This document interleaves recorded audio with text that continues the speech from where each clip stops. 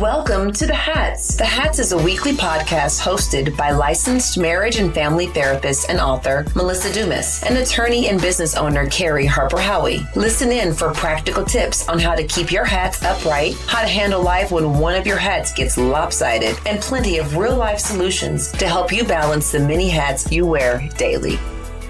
Hello, and welcome back to the Hats Podcast. I'm your co-host, Kerri Harper-Howie, and I'm here with my co-host. Hello, Hatters. This is Melissa Dumaz. Thank you for joining us, and thank you for being back with us today. So some people would say, Hatters, that being a boss fundamentally involves leadership. And I will say personally in my life, that is true because in my business, I am called upon to be a leader all the time. But there are scenarios where you are just being a boss bitch, but not being a leader. That's not what we're here to talk about today. Today, as you saw from the episode title, we're talking about the leadership hat. And I think this is such a vital topic. And, as we're recording this episode today, my team celebrates at the beginning of every month by dressing up in kind of the appropriate attire for the upcoming holiday in that month. And my whole team shows up today in their ugly sweaters. We're recording this in December. I'm not sure when you're going to watch it, but I came to work also in my ugly sweater. And I could have been like, bosses can't be silly or leaders cannot be silly. But I really consider an important part of leadership really showing your team you are one of them. It's leadership. Being a leader is not just a title, but it's really about a style. It's about your engagement, all sorts of things that we'll get into. But Mel, talk to me about, what you think is important about discussing the leadership hat during this Our Boss Bitch season. That's a great question. I do agree with you that when I think about being a boss bitch or who I am, even as a boss bitch, that leadership goes hand in hand with that, which is also interesting because I believe that being a boss and being a leader are two different things. Agree. Like a boss is like, hey, do this, do that, do this, do that, get it done when I say so. Versus a leader will show up in their ugly sweater and let you see that, like, we are a community, we are in this together, we are one and the same, with boundaries and differences. And so the fact that we're discussing boss bitch with leadership, it's like, yeah, they go hand in hand, but there's also some differences there too. They are different. And I think it's also interesting that we have differences in our opportunities to show up as leaders. As you all know, Hatters, I am the owner of multiple units of a business, and that entails leadership of one type. But Mel is a solo practitioner who, of course, does all sorts of speaking engagements and connects with people differently. But she also has to lead in her own business in a different way. So my opening question to you, Mel, is how does leadership show up in these different realms? So specifically for you as a solo practitioner, how do you feel like you show up as a leader? That's a beautiful question. I think there's a lot of self-led work within my work, like, being able to run a business by yourself, being able to get the admin components of it done, being able to like do my own bookkeeping, like whatever those parts are. Not only am I an entrepreneur, but at this point, I'm a solopreneur, a solo practitioner, as you said.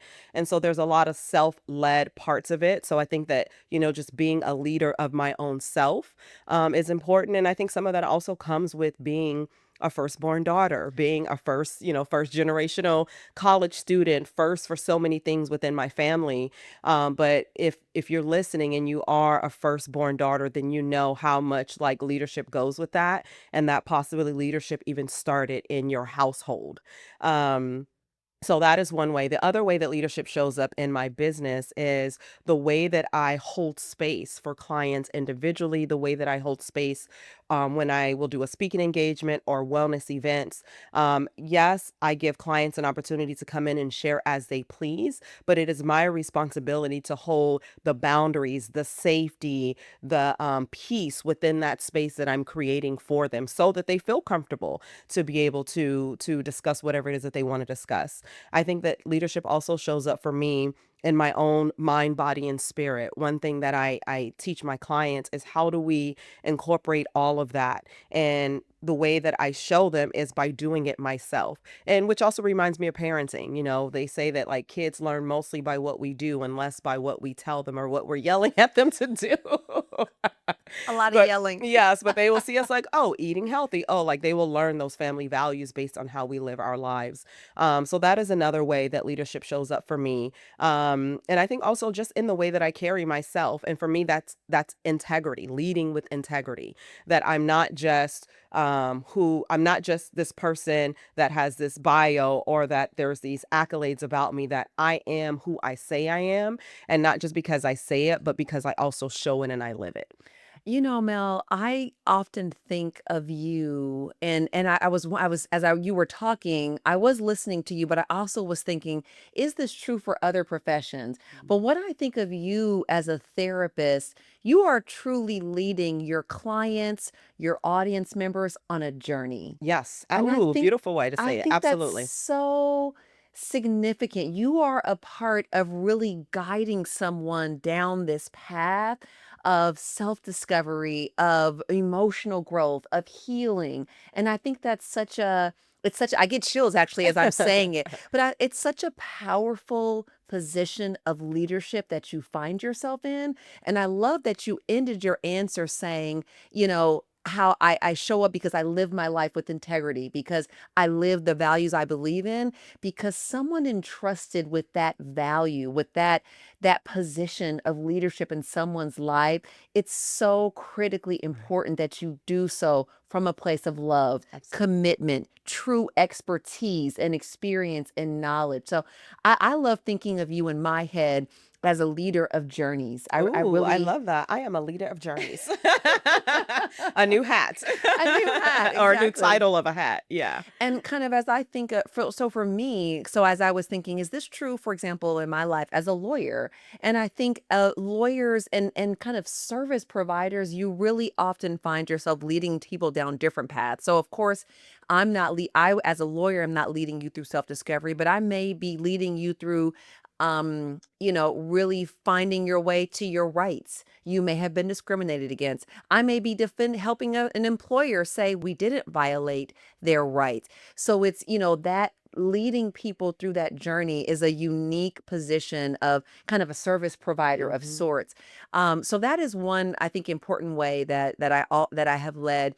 But what also comes up for me as a leader of many, because I have many hundreds of employees.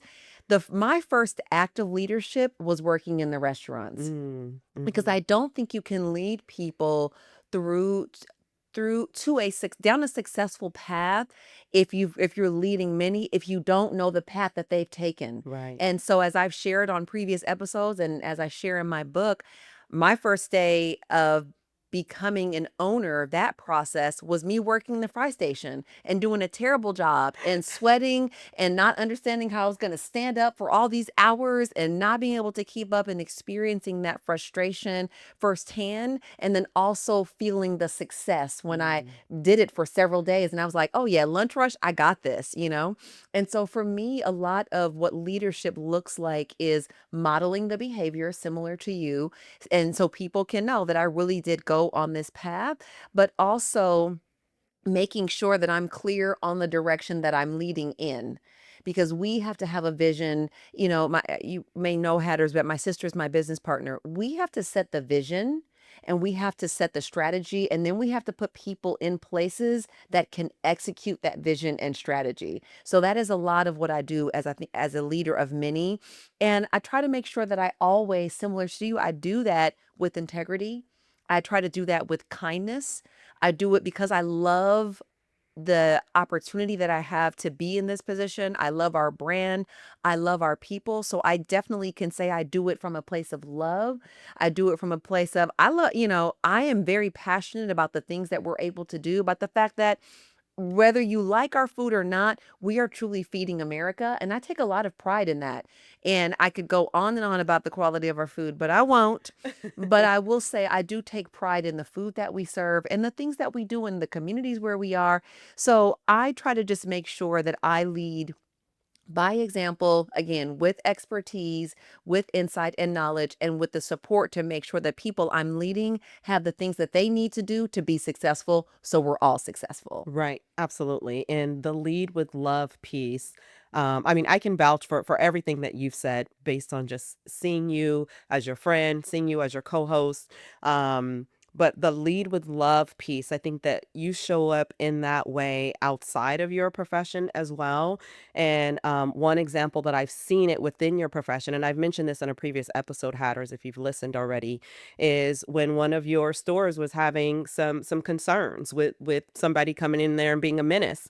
And the first question you asked is, how is the team? How is my staff?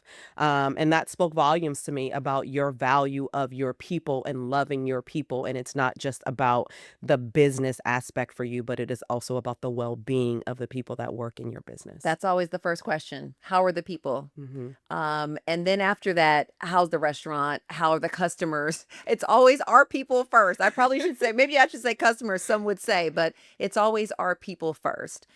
So, Mel, we've both talked about different ways that we do lead. I'm interested in transitioning to this idea that, kind of to your earlier point, being a boss is like pointing directions and you do have to do some of that for sure. And it's the style really that matters, I think, when it comes to being a good leader. But ultimately, being a leader and a boss bitch, those are statuses that are earned. Hmm. So what would you say are some of the things that you've done to really establish yourself as a leader? Those are great questions. The first thing that's coming to mind for me is not being afraid to make a decision, and not even not being afraid to make a decision, not being afraid to make a hard decision, because that decision making piece, it is vital. There are times where you have to make a decision in any moment, and especially if I'm thinking about it as a therapist, there are times that clients are in crisis, and you have to decide: do I need to make a 5150? Do I need to call 911? Or is this a moment where we can just call their family and contract to keep them safe? And so, not being afraid to make a decision.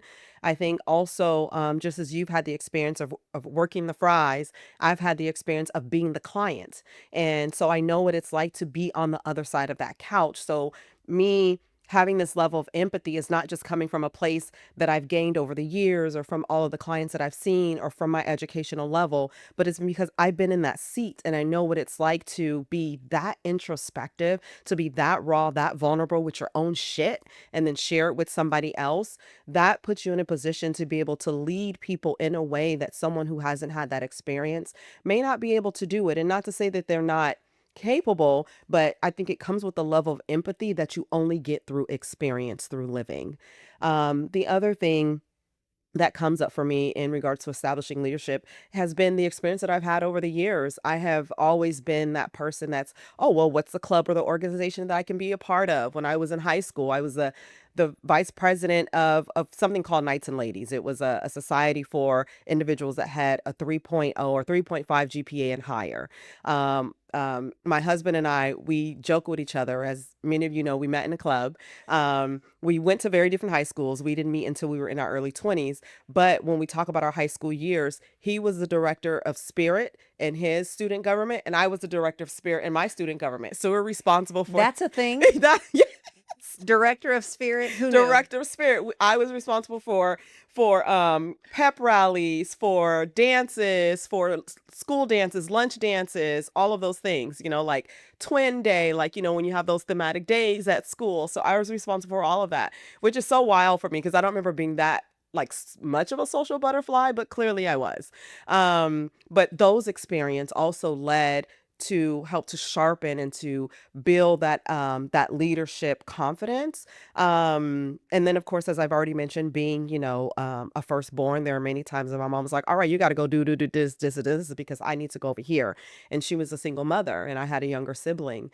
So a variety of ways, that have helped me establish myself as a leader. The in regard to like specifically to where I am in my career, I think it has been having conversations with people. I'm a firm believer in networking. I value networking and getting to know other people in my community, getting to know other people in my profession, and then having those conversations. Because at some point, people start to hear your thoughts. Working with the client, they hear them one on one, but the space is more about them and less about me. So being able to speak, being able to lead bigger rooms, or being able to have our podcast, it really gives me an opportunity to show who I am as a thought leader in my profession.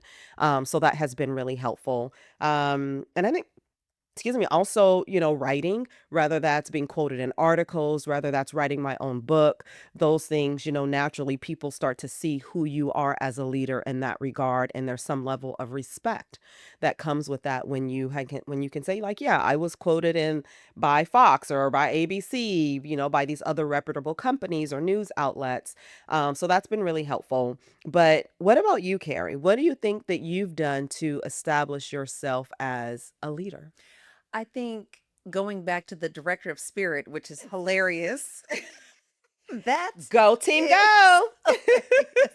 Of course, you were the director of spirit. Even if you weren't peppy, you are a fundamental connector. And Yes. so you want to connect with people and you want other people to connect. So that is a sidebar. But I think very similarly, I have from a very young age allowed myself to listen to the natural born leader inside of me. And I am not a firstborn.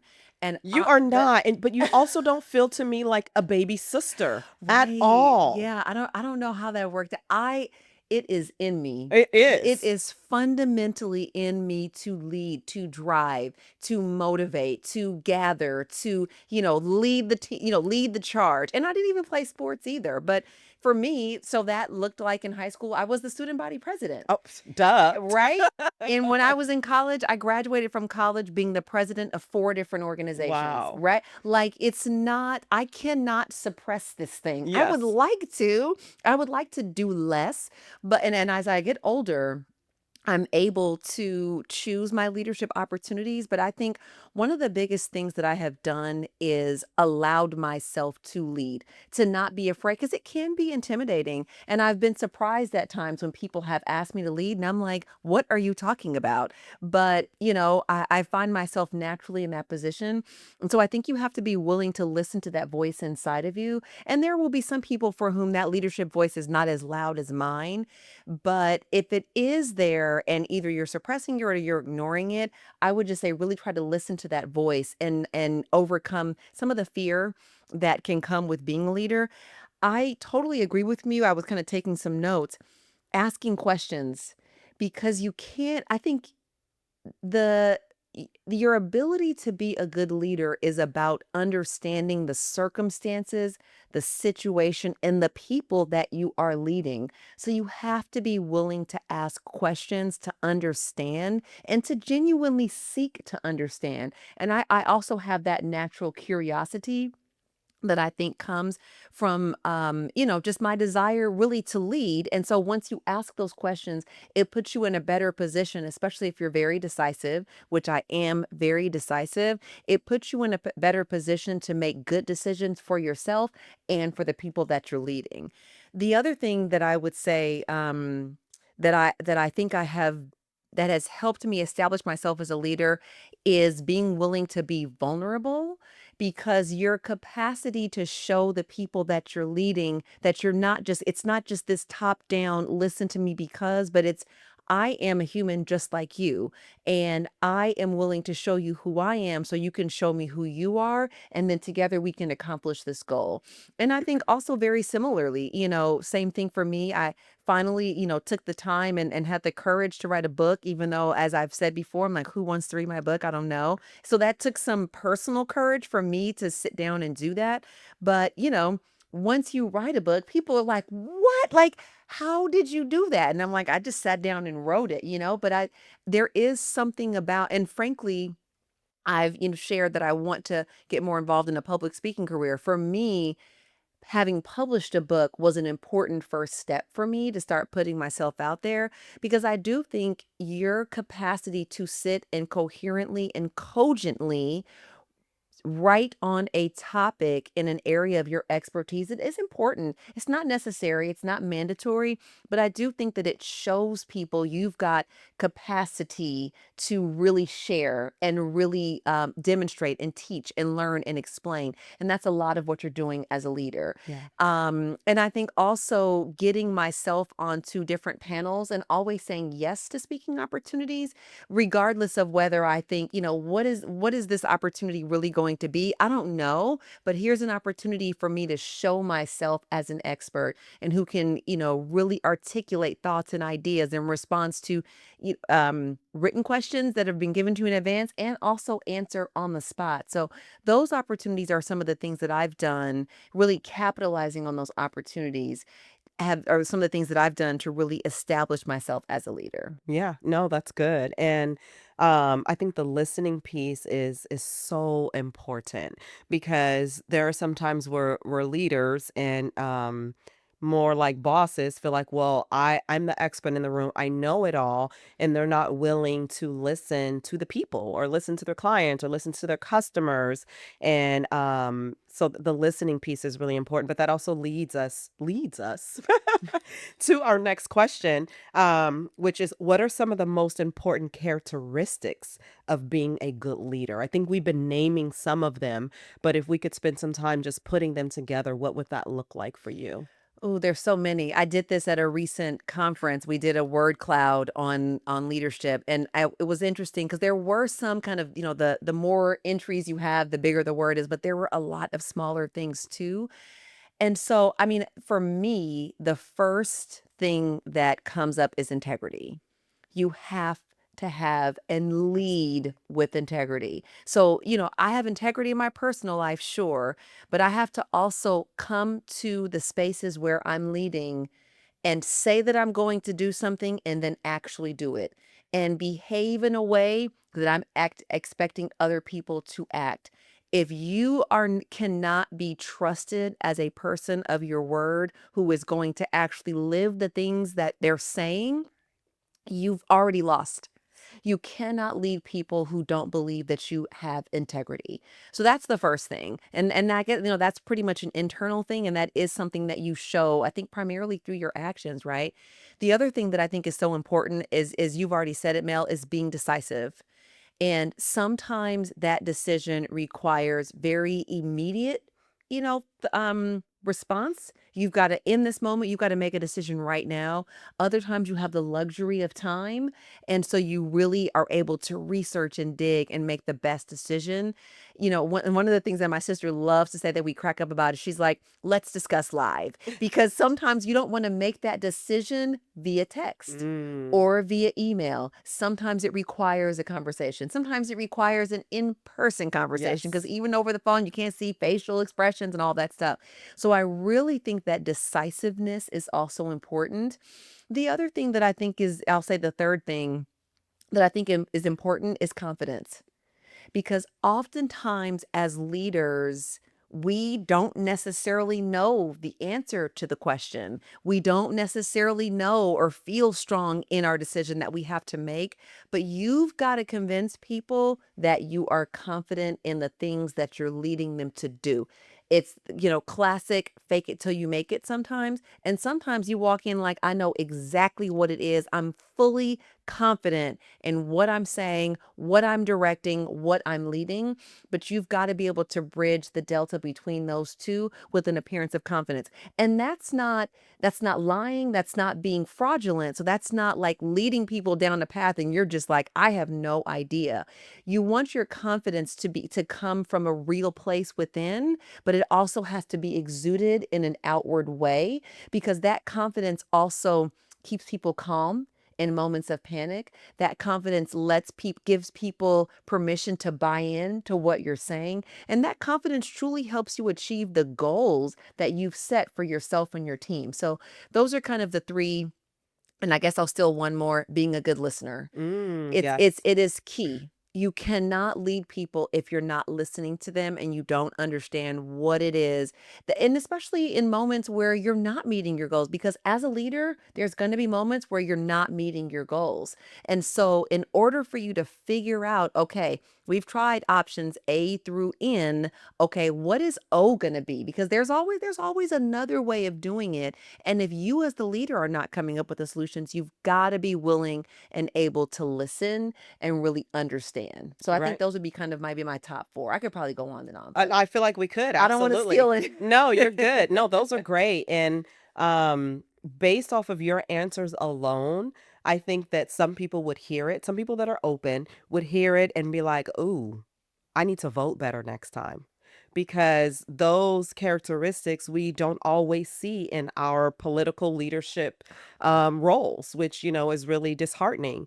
Because I do agree with you, though, those characteristics are definitely things that I value in leaders, whether they are in the workspace, in friendships and family, and that pastoral space or the political space.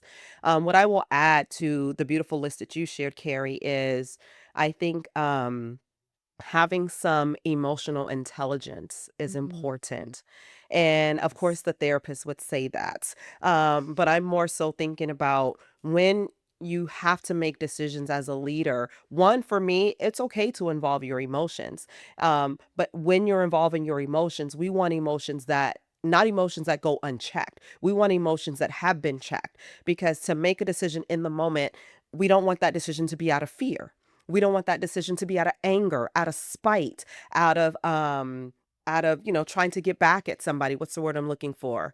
Retribution. Revenge yes, exactly. Retribution or revenge when you're trying to be revengeful.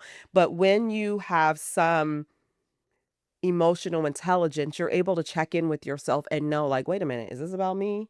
Or am I making a decision for my community, for my people, for my business that makes sense emotionally? The other one that I would say is that as a leader, you have to remain coachable. While you may, in a lot of areas, be the expert in the room, that does not mean that you know everything. I don't know everything, and I'm fine with that. I'm a forever learner. Please teach me, help me. But I think you have to be coachable and be okay with having your own coattail being pulled. Like, hey, I'm not sure if you should have told the people they was crazy because that was not a good way to build community. And so hopefully you have someone in your corner, whether it's a coach, whether it's a friend, whether it's a business partner, or your own partner, or even being open to your customers or clients' feedback and to know that that feedback is there or can be there to help you grow. The last thing I'll say is that you have to be okay too with people not liking you.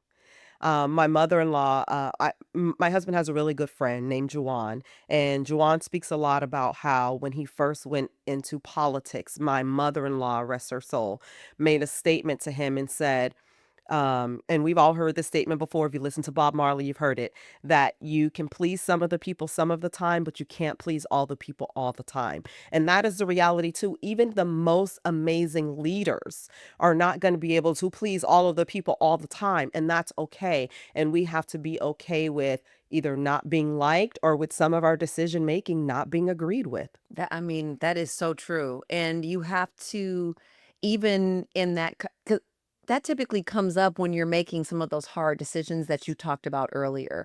And you have to be willing to kind of take that flack. You have to be willing to receive that negative feedback and know that everybody is, not receiving it in the spirit that you intended. I just want to add a couple things because I think you talked about your own emotional intelligence. And I think your capacity as a leader to read and understand the emotional needs of the people you're leading also is so important because you can just say, look, leave all those emotions at home. And then they're not going to bring their whole selves to work. They're not going to be able to function at the highest level that you would like for them to. So I think it's also when you are in touch with your own emotions, it does put you in a better position to be able to understand the emotions of your people who you've got to motivate. That's emotional. Who you've Yes. got them to be loyal. That's emotional.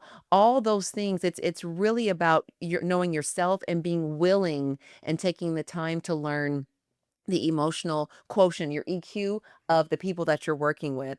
And the last things, the two things I'll say is the ability to have and lead people according to a vision. That's a very important leadership trait. And to also have discipline. Yes.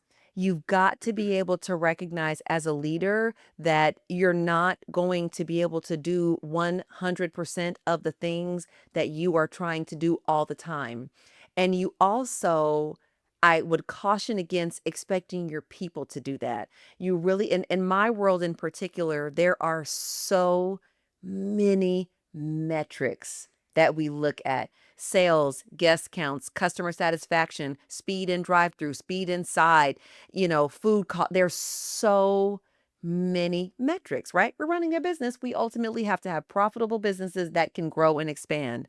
But you cannot expect your people at every single moment to be doing everything. So you've got to have a sense of discipline and focus, and you've got to communicate that to your people. This is what we're focusing on. And your capacity as a leader is your ability to define what are those three things that will ultimately move the needle for everything else. So, you really have got to be disciplined, I think, and focused as a leader. So those are some other things that I want to add.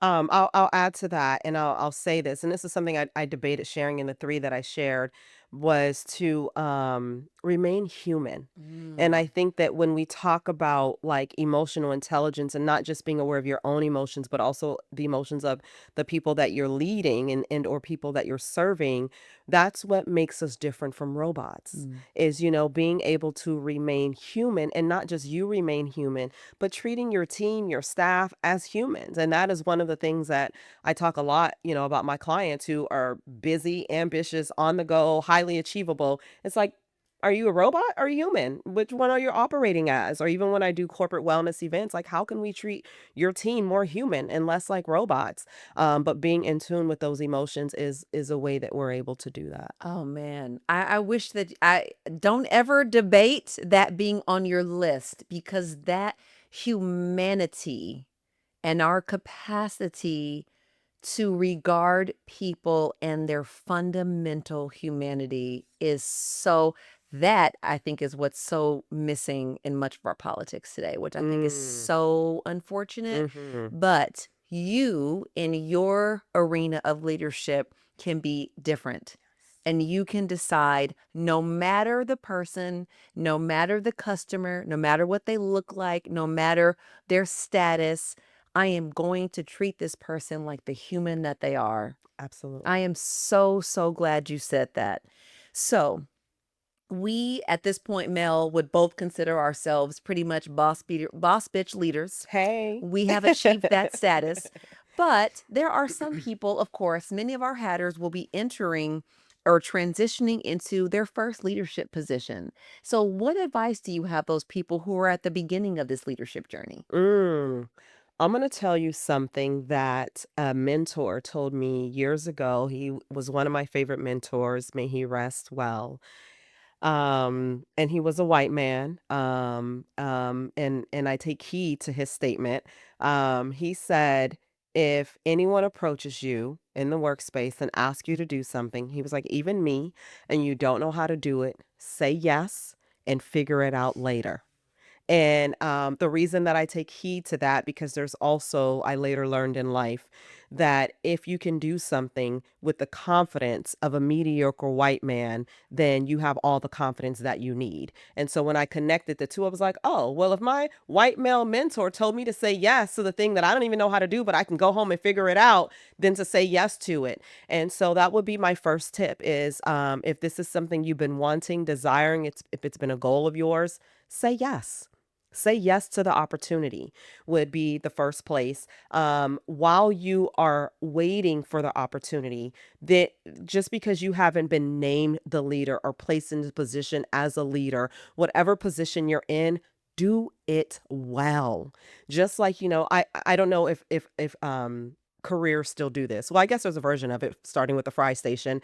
But I was going to say, for example, if you're working in the mailroom and hoping to make your way up, you better be the best mailroom worker that company has ever seen. And so, whatever position you're in, do it well, because what you're doing is you're training yourself as a leader. And also, that means leading yourself well. And you don't have to wait for the opportunity or for the titles behind your name to have integrity. You can have integrity today. So, those would be the first few that I would start with.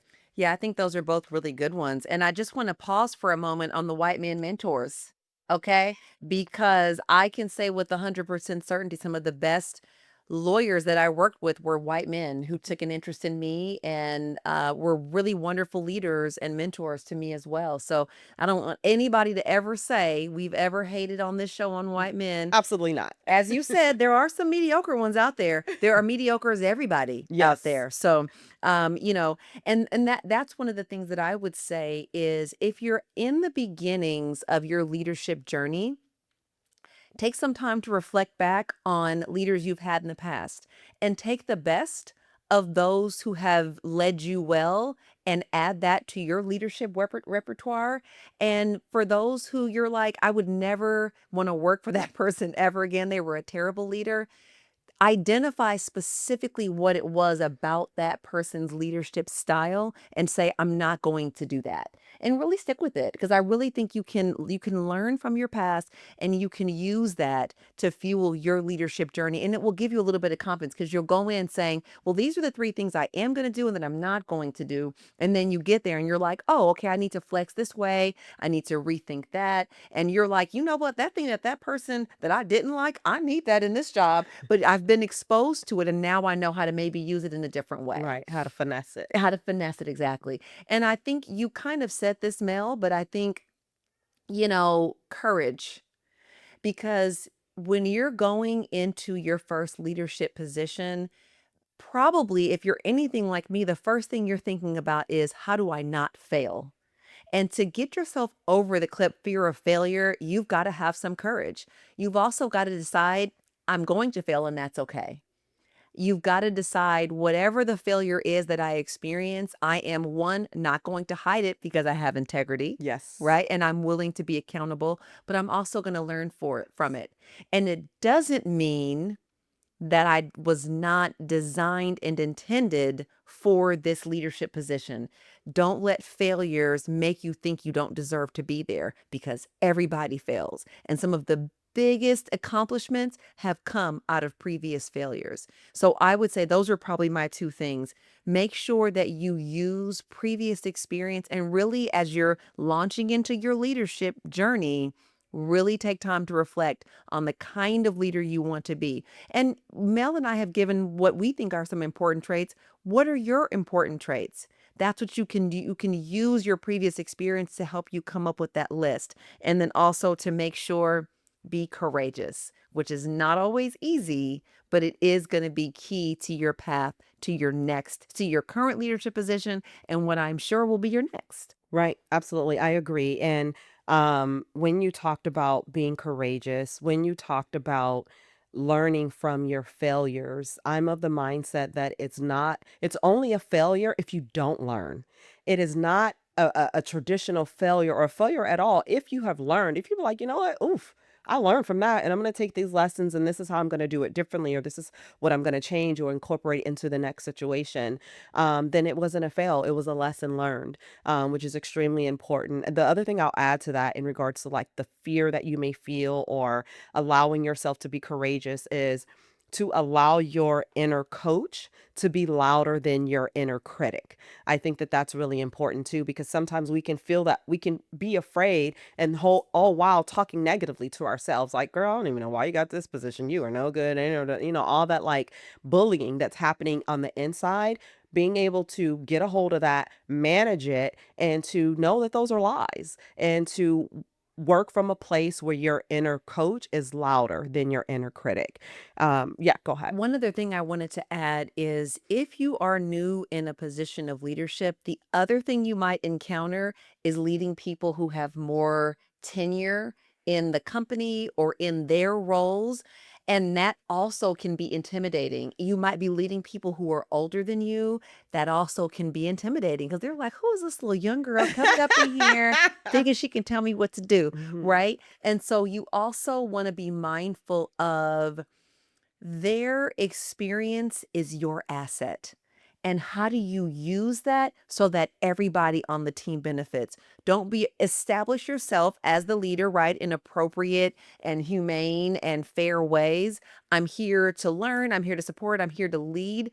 Tell me how you can be a part of the leadership of this team. Tell me what I need to know when I'm dealing with this person so that I can go represent our department in the best possible way. So that's, early in your leadership, you may very well find yourself in that position. And also recognizing that those people might be in their position for as long as they have because they want to be. They want to be in a position where they're just a part of somebody's journey to the top. And they're like, look at all these people I've sent to the top. So it's not, again, you're not necessarily jumping over somebody or whatever the case may be, which leads me to okay, I promise it'll be my last thing, is not to let other people's comments, criticism, beliefs about how you got into that role qu- make you question whether or not you deserve to be there. Ooh, that's good. Own it. That's good. You're worthy to be there. You've earned it. And you have the capacity to do a great job. Absolutely. I love that. That's an affirmation to ground yourself in.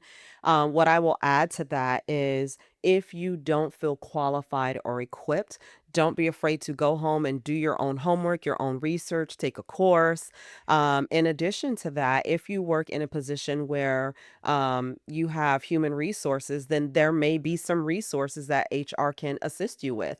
When I was first promoted in my last 9 to 5 job, if you will, from therapist to supervising therapist, I went to HR and was like, can y'all send me to a course or to a something? And sure enough, they did. And it was really helpful. It helped, to give me language. It helped to transition from being like with my peers to now supervising my peers, because that can be a little uncomfortable. Like, hey, we used to be at the water cooler together. And now, I got to set some boundaries about what that looks like. And so that's important too, is not to ask for resources or do your own homework for some resources. And then I have one last study that I would like to read that I actually forgot about, but I just remember. So give me a moment while I grab it, and I would like to read to you this study. So we all say and joke that, Big Brother's watching, the internet is listening, all of these things, right? And so I got Carrie's message this morning about her ideas for today's topic. We go back and forth about like our ideas. And so she sent me the questions. I was like, oh, this is great, great topic. Let's do it. And then after that, I logged on to social media, and lo and behold, guess what I saw? An article about leadership and women in leadership. So yes, Big Brother's watching. But I'm going to read to you. I never really believed that, but I have not had it happen to Oh, it me. happens all the time. Oh man. So I'm going to read to you. It says a Harvard neurologist said women who cry easily make the best leaders because their brain has one rare advantage that the world never talks about. And I bring this up because I know sometimes there's a lot of debate, unnecessary debate, if you will, about how women show up as leaders versus how men show up as leaders, or why we've never had a woman president and we've only had a woman vice president, and so on, all the things, right? Where we see other countries that have women presidents and are thriving. But it says, everyone sees her tears. No one sees the power behind them. Her brain is wired to feel more, sense more, and understand more. This is called hypersensitive emotional awareness, a trait found in less than 20% of people. And guess who dominates this category? Women with soft hearts and unshakable minds. Her brain activates two systems at once, logic and emotion. This means she can make decisions with both intelligence and intuition. Most people only use one. When she cries, her brain is actually doing something genius. It releases stress before it becomes burnout. So, ladies, don't see those tears as weakness. It clears mental fog before it becomes chaos. It resets her nervous system like a hard reboot. That's not weakness, that's self reflection. This is why people trust her. She's emotionally transparent, not emotionally unstable. People can feel her honesty, and honesty creates influence. Women who cry easily are often the protectors, the peacemakers, the visionaries, the ones who hold teams together, the ones who spot danger faster than anyone in the room. That's natural leadership. Her tears don't make her fragile. They make her human in a world that's forgotten how to feel. And leaders who feel deeply lead differently. So if you're a woman who feels deeply, you're not too emotional, you're built differently, and the world needs more leaders like you. So cry your tears, wipe them up, and get in that meeting and let them know what your decisions are. Lead away. I'm thinking of a woman leader as you were reading that. I'm going to share that with her, and she cries all the time. And every time she gets off the stage, it's like a standing ovation. She's Oh, so powerful. She's so smart. She is absolutely amazing. I And I love think it. that is just so true. Everything that you said resonated with me. And I'm not the most crying kind of person, but I absolutely resonate with that idea, and it makes perfect sense to me. Yeah, Thank you for sharing that. absolutely. So, with that, Hatters, we have shared our leadership experiences and journeys and ideas, and even hopefully offered a little bit for those of you who are just starting out to give you some tips on how you can really start your leadership journey with a bang and prepare yourself to become that boss bitch leader you have inside of you. As always, Hatters, we want to say thank you so much for listening, and we tip our hats to you. The information in this podcast is provided for general informational purposes only and should not be construed as legal, medical, or therapeutic advice. Listening to this podcast does not take the place of developing an individual relationship with a therapist or attorney. If you need help for mental health or legal issues, we strongly encourage you to find a professional in your area who can help meet your individual needs.